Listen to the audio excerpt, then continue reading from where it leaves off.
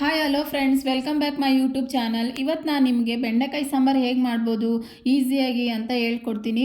ಅನ್ನ, ಬೆಂಡೆಕಾಯಿ ಸಾಂಬಾರು, ಹಪ್ಪಳ, ಒಂದು ಉಪ್ಪಿನಕಾಯಿ ಹಾಕ್ಕೊಂಡು ಊಟ ಮಾಡಿಬಿಟ್ರೆ ಸಖತ್ತಾಗಿರುತ್ತೆ ಟೇಸ್ಟು.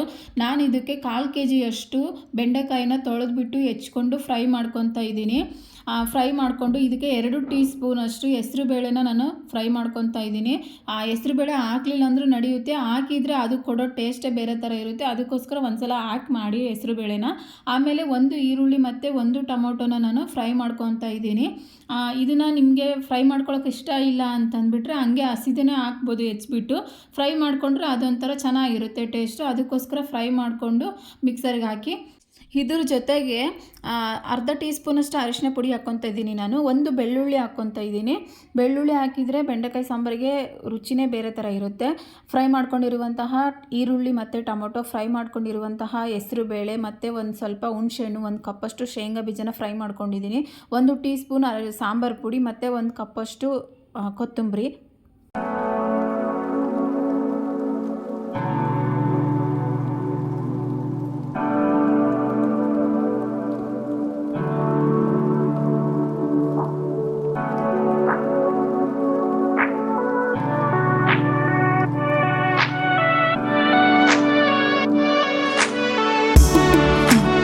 ರುಚಿಗೆ ತಕ್ಕಷ್ಟು ಉಪ್ಪು ಮತ್ತು 1 ಕಪ್ಪಷ್ಟು ಕಾಯನ್ನು ಹಾಕ್ತಿದ್ದೀನಿ. ಕಾಯಿ ಹಾಕಿದರೆ ಸಖತ್ತಾಗಿ ಚೆನ್ನಾಗಿರುತ್ತೆ ಟೇಸ್ಟ್ ಮಾತ್ರ. ಇದನ್ನು ನುಣ್ಣಗೆ ರುಬ್ಕೊಂಡ್ಬಿಟ್ಟು ನಾನು ಒಗ್ಗರಣೆಗೆ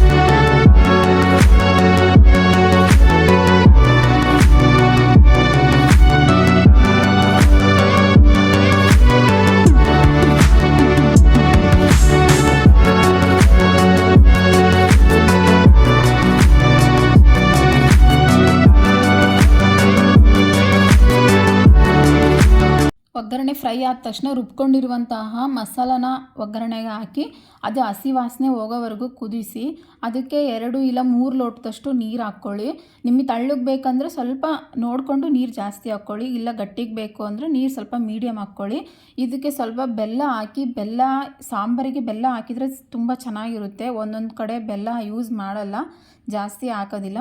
ಆಮೇಲೆ ಅದು ಎಲ್ಲ ಕುದಿಬೇಕಾದ್ರೆ ಹಸಿ ವಾಸನೆ ಎಲ್ಲ ಹೋದ್ಮೇಲೆ ಬೆಂಡೆಕಾಯಿನ ಲಾಸ್ಟಿಗೆ ಹಾಕಿ, ಮುಂಚೆನೇ ಹಾಕಕ್ಕೆ ಹೋಗಬೇಡಿ, ಬೆಂಡೆಕಾಯಿನ ಲಾಸ್ಟಿಗೆ ಹಾಕಿ ಒಂದು 5 ರಿಂದ 10 ನಿಮಿಷ ಚೆನ್ನಾಗಿ ಸಾಂಬಾರನ್ನ ಕುದಿಸಿ ಆಮೇಲೆ ಟೇಸ್ಟ್ ನೋಡಿ. ಏನಾದರೂ ಕಮ್ಮಿ ಆಗಿದ್ದರೆ ಹಾಕ್ಕೊಳ್ಳಿ. ನೀವಿನ್ನೂ ನನ್ನ ಚಾನಲ್ನ ಸಬ್ಸ್ಕ್ರೈಬ್ ಮಾಡಿಲ್ಲ ಅಂದರೆ ಪ್ಲೀಸ್ ಸಬ್ಸ್ಕ್ರೈಬ್ ಮಾಡಿ. ನೀವು ಮನೆಯಲ್ಲಿ ಒಮ್ಮೆ ಟ್ರೈ ಮಾಡಿ ಹೇಗಿದೆ ಅಂತ ಕಮೆಂಟ್ ಮಾಡಿ. Thank you so much.